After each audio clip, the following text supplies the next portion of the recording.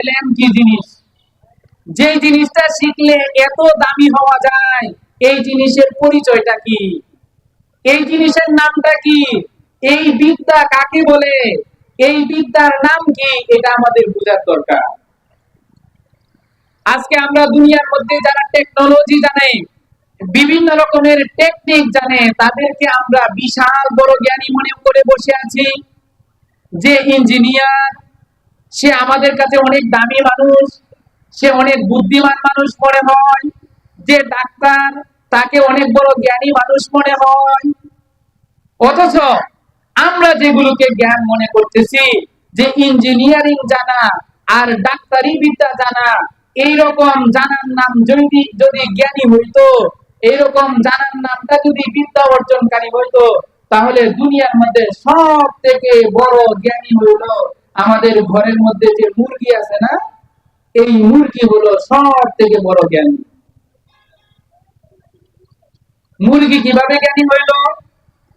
আপনার ঘরের মধ্যে মুরগি আছে, আপনি একটু খেয়াল করবেন, মুরগিকে দিছেন বাচ্চা ফুটানোর জন্য 15টা ডিম দিছেন, যে এই 15টা ডিমের মধ্যে তাপ দিয়ে তুমি বাচ্চা ফুটাইবা।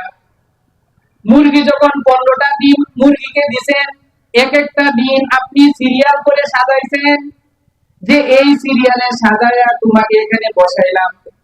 এখন মুরগি তাপ দিবে, প্রত্যেকটা ডিমের মধ্যে নাম্বার দিছেন, 1 নাম্বার ডিম, 2 নাম্বার ডিম, 3 নাম্বার ডিম, এরকম করে নাম্বার দিছেন। আপনি দেখবেন পরের দিন সকালবেলা আপনার 1 নাম্বার 5 নাম্বারে চলে গেছে, আর 10 নাম্বারটা চলে আসছে 1 নাম্বারের মধ্যে। আপনি যে সিস্টেমে সাজায়া মুরগিকে ডিমগুলো দিছেন, মুরগি এটা বুঝতেছে যে এই মালিক যে সিস্টেমে আমাকে ডিমগুলো সাজায়া দিছে, এইরকম করে যদি তাপ দিতে যায়, তাহলে আমাকে হইতে হবে মানুষের মতো বিশাল। এখন মুরগি হলো এত ছোট যে সে সর্বোচ্চ 5 থেকে 10টা ডিম একসাথে তাপ দিতে পারে, 15টা একসাথে তাপ দিতে পারে না। সেজন্য মুরগি কি করে, বলে যে কিছু তাপ দে, যেগুলোর মধ্যে তাপ পড়ে নাই এগুলো আবার নিজের ভিতরের দিকে আনে। এভাবে পালাক্রমে তাপ দিতে থাকে। বলে যে আপনি যেরকম করে সাজায় দিয়েছিলেন, আপনি তো অনেক বুদ্ধিমান। হ্যাঁ, আপনার সাজানো অনুপাতে যদি মুরগি ডিম বাচ্চা ফুটানো শুরু করে, তাহলে 7টা ফুটবে, আর 8টা ফুটবে। যে 7টা বাচ্চা ফুটছে, এগুলো যখন দৌড়াদৌড়ি শুরু করবে, তখন বাকি 8টাকে তাপ দেওয়া শুরু করতে হবে। কিন্তু মুরগি বুঝে বাচ্চা কিভাবে ফুটাতে হবে। মুরগির মধ্যে যে তাপ আছে, আমাদের শরীরের তাপ আমরা মাপি থার্মোমিটার দিয়ে। জ্বর উঠছে, থার্মোমিটার দিয়ে তাপ মাপি। বলে যে কিভাবে তাপ মাপে, জিহ্বার নিচে থার্মোমিটারটা ঢুকায়, ঢুকানোর পরে বের করে, বলে যে 98 ডিগ্রি আছে। বলে যে 98 ঠিক আছে, তার মানে সমস্যা নাই। 99 হয়ে গেছে, দেখা যায় হালকা হালকা জ্বর উঠছে, দেখা যায়। হ্যাঁ, না পাকাইতে হবে। মুরগির তাপমাত্রা কোনোদিন মাপছি আমরা? কোনোদিন মাপি নাই। আমরা অটোমেটিক বুঝতেছি মুরগির শরীরের মধ্যে যে তাপ আছে, সেই তাপ দিয়ে বাচ্চা ফুটে যাবে। এই তাপ কে ফিট করছে? এই বুদ্ধি। মুরগিকে এই বুদ্ধি কে দিল, যে ডিমগুলোকে সাজায় সাজায় সবগুলো ডিম একসাথে ফুটাইতে হবে। কেমন করে ফুটায়, কেমন করে ফুটাই, খুবই আশ্চর্যকর বিষয়। আজকে আমাদের মায়েদের যদি বাচ্চা হয়, বলে যে 9 মাস হওয়ার পরে ডাক্তারের কাছে যাইতে হয়। ডাক্তার একটা আলট্রাসোনোগ্রাম করে, আলট্রাসোনোগ্রাম করে বলে যে বাচ্চার পজিশন ঠিক আছে, অমুক তারিখে নিয়ে আইসেন। অমুক তারিখে নিয়ে যাওয়ার পরে বাচ্চা যখন আলট্রাসোনোগ্রাম করে, মায়ের পেটের মধ্যে যখন আলট্রাসোনোগ্রাম করে, ডাক্তার বলে বাচ্চার পজিশন তো পাল্টে গেছে, এখন সিজার করা লাগবে। বলে কি বলে না? হ্যাঁ, সিজার করা লাগবে। দুনিয়ার ডাক্তার, সে বলতেছে সিজার করা লাগবে। বলে যে সিজার করা লাগবে, বাচ্চার পজিশন পাল্টে গেছে, সেজন্য সিজার করা লাগবে, নরমালে হবে না। মুরগির বাচ্চা এগুলো কি নরমালে হয় নাকি সিজারে হয়? আরে, সবগুলো মুরগির ডিম ফাটায় ফাটায় বের করতে হয় না? তাহলে এটা কি নরমালের নাম নাকি সিজারের নাম? এটা সিজার। সবগুলো বাচ্চা সিজারে হইতেছে। তাহলে মুরগি কোন হসপিটালের মধ্যে নিয়ে গেছিল, যে একটু আমাকে আলট্রাসোনোগ্রাম করে করে দেন তো, মুরগির বাচ্চাটা কিভাবে আছে, পজিশন ঠিক আছে কিনা? গেছিল মুরগি? মুরগি যায় নাই, মুরগি অটোমেটিক বুঝে আমার বাচ্চার পজিশন কি হিসাবে আছে, কোন দিক দিয়ে তার মুখটা, কোন দিক দিয়ে পা গুলো, মুরগি অটোমেটিক বুঝে। বলে যে কেমন করে বুঝে? মুরগির বাচ্চা ফুটানোর আগে আপনারা দেখবেন যে বাচ্চা ফুটানোর একদিন অথবা 2 দিন আগে মুরগির বাচ্চার মুখটা যেদিকে থাকে ওইদিকে অল্প করে ছিদ্র করে ফেলে মুরগি, অল্প করে একটু করে ছিদ্র করে। কেন? বলে যে কিছুদিন পরে এই বাচ্চা দুনিয়াতে আসবে, দুনিয়াতে আলু বাতাসের সাথে তো মিশতে হবে তাকে। হঠাৎ করে গরমের মধ্যে যদি মরে যায়, আবার যদি শীতের মধ্যে যদি কাঁপতে কাঁপতে মরে যায়, বলে যে এই ডিমের ভিতরে থাকতেই দুনিয়ার আলু বাতাস একটু একটু একটু একটু গ্রহণ করে তাকে সামঞ্জস্যশীল হতে হবে। তারপরে যদি আমি দুনিয়াতে তাকে যদি বের করে নিয়ে আসি, কোনো সমস্যাই হবে না। সেজন্য মুরগি কি করে? মুখটা যেদিকে থাকে ওই দিকে অল্প করে ছিদ্র করে। মুরগি কোনোদিন ভুল করেও এই ছিদ্রটা পায়ের দিকে করে না, অটোমেটিক সে মুখের দিকে করে। আমরা মুরগির ডিম হাতে নিয়ে বুঝতে পারি না বাচ্চার মুখ কোন দিকে, পা কোন দিকে, কিন্তু মুরগিটিকে ডিমের দিকে তাকায় বুঝতে পারে যে এই বাচ্চার পা কোন দিকে আর মুখ কোন দিকে। এই যে এলেম, যে মুরগির বাচ্চার ডিম কোন দিকে আছে, এই বাচ্চা কোন দিকে কোন পজিশনে আছে, এই এলেম মুরগিকে কে দিছে? আল্লাহ রাব্বুল আলামিন দিছে। আজকে আমরা যদি দুনিয়ার এই ডাক্তারদের এলেমকে যদি আমরা বড় মনে করি, তাহলে সব থেকে বড় জ্ঞানী বলতে হবে আমাদের মুরগিটাকে। কথা বলেন ঠিক না বেটি? মুরগিকে সব থেকে বড় জ্ঞানী মনে করতে হবে, সব থেকে বড় টেকনোলজিস্ট বলতে হবে মুরগিকে। সব থেকে বড় টেকনোলজিস্ট মুরগি, সব থেকে বড় ডাক্তার হইল মুরগি। আল্লাহ রাব্বুল আলামিন বলতেছেন এটার নাম এলেম না, যেটা আমি মুরগিকে দিছি এটার নাম এলেম না। এলেম হলো আরেকটা জিনিস যেটা আমি শুধুমাত্র মানুষকে দিছি। আজকে দুনিয়ার মানুষ ইঞ্জিনিয়ারিং কে বড় এলেম মনে করে, যারা বুয়েটে চুয়েটে ডুয়েটে পড়ে তাদেরকে বড় জ্ঞানী মনে করে। আল্লাহ রাব্বুল আলামিন বলতেছেন যে প্রত্যেকের বাসা বাড়ির মধ্যে উই পোকা আছে, উই পোকা ঘর বানায় না? উই পোকা ঘর বানায়। বলে যে আমার ঘরের মধ্যে উই পোকা ঘর বানাইতেছে। আমি ঘর বানাই রড, ইট, সিমেন্ট সব কিছু দিয়ে ঘর বানাই, তারপরেও কয়েকদিন পরে ফাটল দেখা দেয়, ফেটে যাইতেছে বিল্ডিং। আর উই পোকা যে বাসা বানায়, আমি কতটুকু পরিমাণ বড় বাসা বানাই? বলে যে আমি 3.5 বা 5 ফুট, আমার বাসাটা হয় 10 ফুট লম্বা, মানে আমার থেকে ডাবল। আর উই পোকার বাসা দেখছেন? হ্যাঁ, আচ্ছা সবাই যদি এরকম দৌড়াদৌড়ি করেন আর সবাই যদি ইংরেজিতে কথাবার্তা বলেন তাহলে তো মনোযোগ নষ্ট হয়ে যায়। হ্যাঁ, সবাই একটু ধীরস্থির হয়ে থাকেন, সবাই এদিক দিয়ে এসে বসে। তো যে কথাটা বলতেছিলাম, এই যে উই পোকা আমাদের ঘরের মধ্যেই বাসা বানায়। কতটুকু পরিমাণ বড় বাসা বানায়? বলে যে উই পোকা তো এতটুকু ছোট, কিন্তু বাসা বানায় আমাদের বাসা যতটুকু পরিমাণ বড় তার বাসা এতটুকু পরিমাণ লম্বা। বাসার ভিতর দিয়ে সে চলাফেরা করে, তার মালামাল আসা নেওয়া সবকিছু করে, তার আলাদা রাস্তা। উই পোকার বাসা কি পরিমাণ শক্তিশালী? বলে যে ওইটা যদি হাত দিয়ে নাড়াবেন তারপরও ভাঙে না, লাঠি দিয়ে মাঝে মাঝে বাইরে বাইরে তারপরে ভাঙতে হয়। হ্যাঁ, কই সে কোন সিমেন্ট ব্যবহার করছিল? রড ব্যবহার করছে? কিছুই ব্যবহার করে নাই। এই টেকনোলজি তাকে কে শিখাইছে? আল্লাহ রাব্বুল আলামিন শিখাইছে। এখন এই টেকনোলজি জানার নাম যদি এলেম হয়, তাহলে তো আমাদের উই পোকা হলো সব থেকে বড় জ্ঞানী মানুষ, ঠিক না বেটি? আল্লাহ রাব্বুল আলামিন বলতেছেন এটার নাম এলেম না, যেটা আমি উই পোকাকে দিছি। আল্লাহ রাব্বুল আলামিন বাবুই পাখিকে আরেক রকমের টেকনোলজি শিখাইছেন। আপনারা তো প্রত্যেকেই দেখছেন বাবুই পাখি গাছের মধ্যে বাসা বাঁধে, তুফানের মধ্যে গাছের ঢাল ভেঙে যায়, গাছ পড়ে যায়, তারপরেও বাবুই পাখির বাসা সেখান থেকে পড়ে না।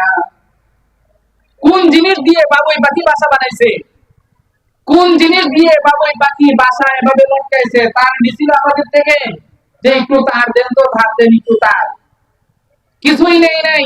এই টেকনোলজি বাবুই পাখিকে কে শিখাইছে? আল্লাহ রাব্বুল আলামিন শিখাইছে। আল্লাহ রাব্বুল আলামিন বলতেছেন বাবুই পাখিকে যে ইঞ্জিনিয়ারিং শিখাইছি, যে টেকনোলজি শিখাইছি, এটার নামও এলেম না। এটার নাম যদি এলেম হইতো তাহলে দুনিয়ার মধ্যে সব থেকে বড় জ্ঞানী মানুষ হয়ে যেত বাবুই পাখি, চড়ুই পাখি, বাবুই পাখি, এগুলো সব থেকে বড় জ্ঞানী মানুষ হয়ে যেত। মধু পোকা দেখছেন?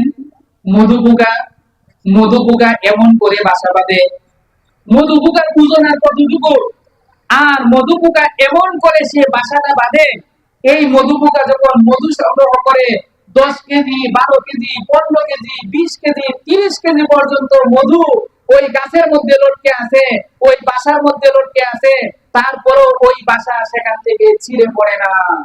ছিঁড়ে পড়ে যায়? পড়ে না।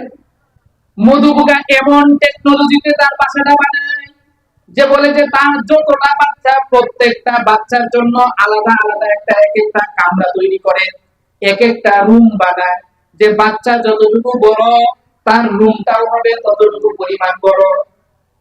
আমরা যে মানুষ, আমরা কি আমাদের প্রত্যেকটা ছেলের জন্য আলাদা আলাদা করে ঘরের মধ্যে রুম বানাই?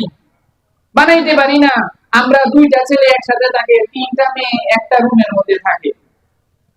আল্লাহ রাব্বুল আলামিন মধু পোকাকে এরকম এলেম দিয়ে দিয়েছেন। কোরআনের মধ্যে আল্লাহ রাব্বুল আলামিন বলতেছেন, ওয়া আওহা রাব্বুকা ইলান নাহলি আন ইত্তাখিযি মিনাল জিবালি বুয়ুতা। আল্লাহ রাব্বুল আলামিন বলতেছেন, আমি মধু পোকার কাছে মেসেজ পাঠাইছি, আমি মধু পোকাকে শিক্ষা দিছি যে কেমন করে তার ঘরটা বানাইতে হবে, পাহাড়ের মধ্যে কেমন করে ঘর তৈরি করতে হবে, গাছের মধ্যে কেমন করে ঘর তৈরি করতে হবে, বাসা বানাইতে হবে। আমি মধু পোকাকে সেটা শিক্ষা দিয়েছি। সুবহানাল্লাহ। আল্লাহ রাব্বুল আলামিন মধু পোকার মধ্যে এত নিয়ামত দিয়েছেন। আল্লাহ রাব্বুল আলামিন কোরআনের মধ্যে বলতেছেন, ইয়াখরুজু মিন বুতুনিহি শারাবুন মুখতালিফুন আলওয়ানু ফীহি শিফাউল লিন্নাস। আল্লাহ রাব্বুল আলামিন বলতেছেন, মধু পোকার পেটের মধ্যে আমি এমন এক বিশাল নিয়ামত দিয়ে দিছি, এত দামি নিয়ামত দিয়ে দিছি, যে নিয়ামতের নাম হইল মধু। এই মধু তার পেটের মধ্যে থাকে, বলে যে মধুর কালার হরেক রকম হইতে পারে। আল্লাহ রাব্বুল আলামিন বলতেছেন মুখতালিফুন আলওয়ানু, এটার কালার হরেক রকম। আমাদের সমাজের অনেক মানুষ মনে করে এই কালারের যদি মধু হয় তাহলে এটা খাঁটি মধু, আর ওই কালারের মধু মানে এটা খাঁটি না। আল্লাহ রাব্বুল আলামিন বলতেছে না, মধু পোকার মধু হরেক রকমের কালারের হইতে পারে। সে যদি লেচু ফুল থেকে মধু সংগ্রহ করে এটা হবে এক কালারের, বরই ফুল থেকে সংগ্রহ করলে এটা হবে আরেক কালারের, সরিষা ফুল থেকে সংগ্রহ করলে ওটা হবে আরেক কালারের। আল্লাহ রাব্বুল আলামিন বলতেছেন, ফীহি শিফাউল লিন্নাস, মধু পোকার এই মধুর মধ্যে আমি মানুষের জন্য শিফা রেখে দিয়েছি। মানুষ অসুস্থ হবে, মধু পোকার এই মধুটা খাবে। আল্লাহ রাব্বুল আলামিন বলতেছেন, এই মধুটা খাইলে আমি তাকে সুস্থ লাগিয়ে দেব। সুবহানাল্লাহ। মধু পোকার এই মধুর মধ্যে আল্লাহ রাব্বুল আলামিন বিশাল নিয়ামত রাখছেন। এক সাহাবী আসছেন, ইয়া রাসূলুল্লাহ, আমার ছোট ভাইয়ের পেট খারাপ, আমার ছোট ভাইয়ের পেট খারাপ, পেট নামছে, এখন কি করা যাবে? পেট খারাপ মানে পেট নষ্ট হয়ে গেছে, মানে পাতলা পায়খানা হয়েছে, পাতলা পায়খানা হয়েছে। ইয়া রাসূলুল্লাহ, কি করা যায়? আল্লাহর নবী সাল্লাল্লাহু আলাইহি সাল্লাম তাকে বললেন, কি মধু খাওয়াও, মধু খাওয়াও, তাহলে ভালো হয়ে যাবে। ঘরের মধ্যে গিয়ে তার ছোট ভাইকে মধু খাওয়াইছে। মধু খাওয়ার পরে আগে যাও একটু হালকা পাতলা পায়খানা ছিল, এখন ডাইরেক্ট হয়ে গেছে, ডাইরেক্ট হয়ে গেছে। আল্লাহ নবী সাল্লাল্লাহু আলাইহি ওয়াসাল্লামের কাছে গেছে, ইয়া রাসূলুল্লাহ, আপনি বলছিলেন মধু খাওয়ানোর জন্য, মধু তো খাওয়াইছি, এখন তো ডাইরেক্ট। আল্লাহ নবী সাল্লাল্লাহু আলাইহি ওয়াসাল্লাম বলেন, আবার গিয়ে মধু খাওয়াও। ওই সাহাবী বাড়িতে গেলেন, গিয়ে তার ভাইকে আবার মধু খাওয়াইলেন। এখন যেটা ডাইরেক্ট হয়ে গেছিল এটা এখন বন্ধ হয়ে গেছে, পেট ঠিক হয়ে গেছে। বলেন সুবহানাল্লাহ। আল্লাহ রাব্বুল আলামিন মধুর মধ্যে এত নিয়ামত রাখছেন। আর দুনিয়ার যে ডাক্তার, টেকনোলজিস্ট, যারা সায়েন্টিস্ট, বিজ্ঞানী, এরা বলে যে মধু এত বড় নিয়ামতের জিনিস, এই মধু যদি এখন রাখেন কিয়ামত পর্যন্ত সেই মধু নষ্ট হবে না। সুবহানাল্লাহ। দুনিয়ার সবকিছু নষ্ট হয়ে যায়, কিন্তু মধু নষ্ট হবে না যদি পাত্র ঠিক থাকে। আর যদি পাত্রই যদি প্লাস্টিকের হয় তাহলে তো 3 দিন পরে প্লাস্টিকের দুর্গন্ধ হবেই। এটা মধুর দোষ না, এটা হলো কি কিসের দোষ? পাত্রের দোষ। তো যেই কথাটা বলতেছিলাম, আল্লাহ রাব্বুল আলামিন এক একটা প্রাণীকে এক এক রকমের বিদ্যা শিক্ষা দিয়েছে, এক একটা প্রাণীকে এক একটা টেকনোলজি শিক্ষা দিয়েছে। এই টেকনোলজি জানার নাম ইলম নয়। আল্লাহ রাব্বুল আলামিন বলতেছেন, এই টেকনোলজি তো আমি হাইওয়ান জানোয়ারকে শিক্ষা দিছি। এটার নাম যদি ইলম হয়, তাহলে তো মানুষের থেকে হাইওয়ান আর জানোয়ার বেশি দামি হয়ে যাবে। কারণ মানুষ সবাই ডাক্তারিও বুঝে না, ইঞ্জিনিয়ারিংও বুঝে না। কিন্তু আল্লাহ রাব্বুল আলামিন বলতেছেন, আমি তো সব প্রাণীর মধ্যে ইঞ্জিনিয়ারিং এর বিদ্যা দিছি, ডাক্তারের বিদ্যা দিছি। বর্তমান জামানার মধ্যে যারা যুদ্ধ শাস্ত্রে বেশি জ্ঞানী, এদেরকে বেশি জ্ঞানী মনে করে। অথচ ইঁদুর ইঁদুর দেখবেন বিশাল বড় বড় বাংকার বানায়, সেই বাংকারের মধ্যে ইঁদুর থাকে। আমরা যখন ছোট ছিলাম, আমরা এই সিজনের মধ্যে ক্ষেত কাটার পরে আমরা চাইতাম যে ক্ষেতের মধ্যে কোথায় ইঁদুরের গর্ত আছে, সেখানে গিয়ে হাত দিয়ে দিয়ে ভিতর থেকে ধান বের করে নিয়ে আসতাম। অনেক মানুষ আছে এরকম, ক্ষেতের মধ্যে ইঁদুর ঢুকছে, সে ইঁদুরকে মারতে চায়, কিভাবে মারবে? সেজন্য গরম পানি ঢালে, 7 বালতি গরম পানি ঢালছে, তারপরেও ইঁদুর বের হয় না। হঠাৎ করে এই বিশাল বড় যে ছিদ্র আছে, এই ছিদ্রের পাশ দিয়ে যে ছোট একটা ছিদ্র, ওই দিক দিয়ে বের হয়ে দৌড় মারে, ইঁদুরকে ধরতে পারে না। এই যে ইঁদুর বিশাল বড় যে একটা বাংকার তৈরি করলো, যেখানে শত্রুর হাত থেকে নিজেকে আত্মরক্ষার জন্য এই যে বাংকার তৈরি করলো, এই ইলম তাকে কে দিয়েছে? আল্লাহ। এই ইলম আল্লাহ রাব্বুল আলামিন তাকে দিয়েছেন, এবং আল্লাহ রাব্বুল আলামিন বলতেছেন, এরকম বড় বড় বাংকার তৈরি করার নাম ইলম নয়। এটার নাম যদি ইলম হইতো, তাহলে তো ইঁদুর সবথেকে বড় জ্ঞানী হয়ে যায়।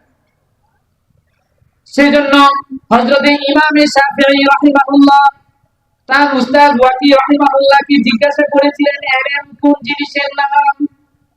হযরতে ইমাম ওয়াকি রাহিমাহুল্লাহ বলেছিলেন, ফাইনাল ইলমা মিন ইলাহি, ফাইনাল ইলমা মিন ইলাহি ওয়া নূরুল্লাহি লা ইউতা লিআসি। হযরতে ওয়াকি রাহিমাহুল্লাহ বলতেছেন, ইলম হইল আল্লাহ রাব্বুল আলামিনের পক্ষ থেকে একটা নূর অর্জন করার নাম। আল্লাহর পক্ষ থেকে একটা নূর অর্জন করার নাম হইল ইলম। যে ইলম দিয়ে হক বাতিল চিনা যায়, যে ইলম দিয়ে সত্য মিথ্যা যাচাই করা যায়, যে ইলম দিয়ে হালাল হারাম শিক্ষা অর্জন করা যায়, এটার নাম হইল ইলম। আজকে সেই ইলম যদি একটা ডাক্তারের ভিতরে না থাকে, তাহলে এই ডাক্তার যে কোনো হারাম পদ্ধতিতে টাকা ইনকাম করাটাকে নিজের পেশা মনে করবে। আপনি আপনার মেয়েকে নিয়ে গেছেন যে তার বাচ্চা হবে, অথচ তার নরমালে বাচ্চা হওয়া সম্ভব, কিন্তু নরমালে বাচ্চা হইলে ডাক্তার পাবে মাত্র 3000। যদি পেটটা কেটে যদি বাচ্চাটা বের করতে পারে, তাহলে সে পাবে 10,000 টাকা। এই জ্ঞান পাবি ডাক্তার, সে তখন বলে